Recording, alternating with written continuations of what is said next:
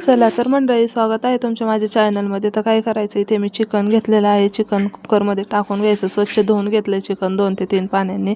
त्याच्यानंतर एक कांदा घेतलेला आहे, मीडियम साईजचा कांदा, असा पातळ कट करून घ्यायचा आहे चिकनमध्ये।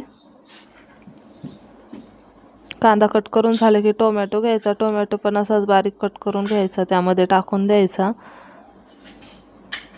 त्यानंतर भरपूर अशी कोथिंबीर घेतलेली आहे, कोथिंबीर पण चिरून घ्यायची।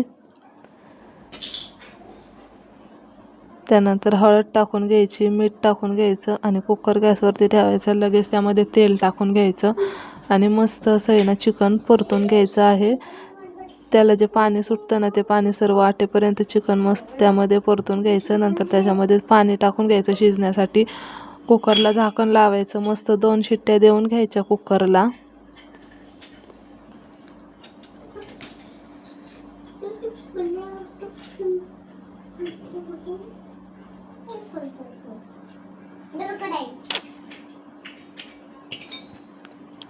त्यानंतर आपलं चिकन शिजून झालं की लगेच मिक्सरच्या जारमध्ये काही हिरव्या मिरच्या टाकून घ्यायच्या, सोललेला लसूण टाकून घ्यायचा थोडासा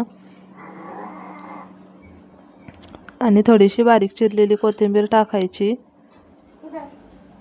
आणि थोडीशी हळद टाकून घ्यायची आहे आणि हे सर्व मिक्सरला असं बारीक वाटून घ्यायचं आहे। त्यानंतर लगेच गॅसवरती कढई ठेवून घ्यायची। कढई आपली गरम झाली की त्याच्यामध्ये आवश्यकतेनुसार तेल टाकून घ्यायचं थोडंसं। तेल आपलं गरम झालं की जे आपण वाटण बनवलं होतं ना, ते वाटण यामध्ये टाकून घ्यायचं, मस्त असं परतून घ्यायचं।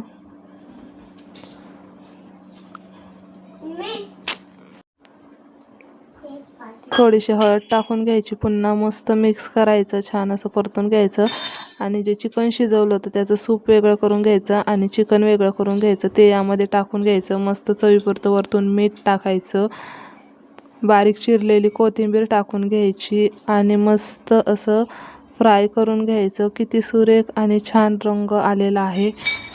तर मस्त असा झटपट आपला होणारा चिकन खरडा रेडी झालेला आहे। रेसिपी तुम्हाला कशी वाटली मला कमेंट करून नक्की सांगा। व्हिडिओ आवडला असेल तर व्हिडिओला लाईक करा, व्हिडिओ शेअर करा आणि चॅनलला आपल्या सबस्क्राईब करून घ्या। मस्त असा झणझणीत आपला चिकन खरडा बनवून रेडी झालेला आहे। खूप व्हायरल रेसिपी होती ही, तर मी म्हटलं चला आपण पण एकदा ट्राय करून बघूया कसा लागतोय।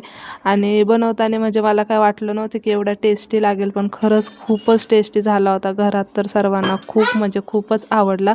तर ही रेसिपी एकदा तुम्ही ट्राय करा आणि बघा किती छान दिसत आहे आपला चिकन खरडा।